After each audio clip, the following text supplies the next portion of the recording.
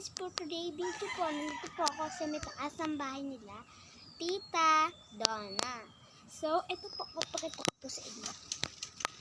Dito po ako sa may taas. Yun.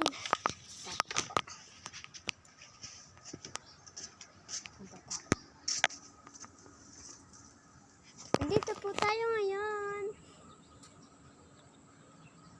Ganda, guys. Takot nga lang. Charot. So, ipapakita ko lang po yung bahay nila Tita Donna ngayon. Baba po tayo.